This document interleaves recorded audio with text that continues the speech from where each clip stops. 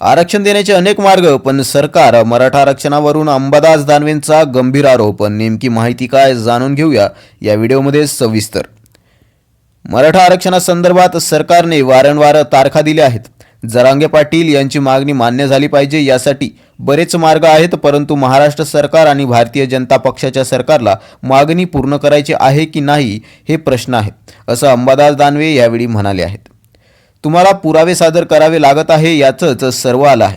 ज्याच्याविषयी मनात शंका निर्माण होते, असेल नसेल असा प्रश्न निर्माण होतो, त्यांना पुरावे सादर करावे लागतात. त्याच्यातच आमचं यश आहे. बाबरीचा ढाचा पाडण्यात कोण होतं? त्यावेळेस शिवसेना प्रमुख बाळासाहेब ठाकरे एकमेव होते की जे म्हटले होते यामध्ये आमचा शिवसेना कार्यकर्ता असेल तर त्याचा मला अभिमान आहे. त्यामुळे शिवसेनेला या गोष्टी भारतीय जनता पक्षाने किंवा त्यांच्या कार्यकर्त्यांनी सांगण्याची आवश्यकता नाही, असा टोला विरोधी पक्षनेते अंबादास दानवे यांनी लगावला आहे. मराठा आरक्षणासंदर्भात सरकारने वारंवार तारखा दिल्या आहेत.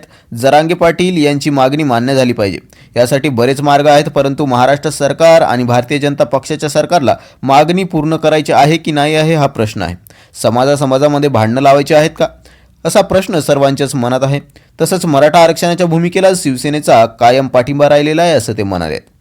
उपमुख्यमंत्री अजित पवार यांनी संविधान पाळावं असं सांगणं म्हणजे चोराचा उलटा बोंबा असल्यासारखं आहे. अजित पवारांनी खरं तर जरांगे पाटलांच्या भूमिकेचं स्वागत केलं पाहिजे. जरांगे पाटील मराठा समाजाविषयी भूमिका मांडतात आणि समाज त्यांच्या मागे एकवटत आहे.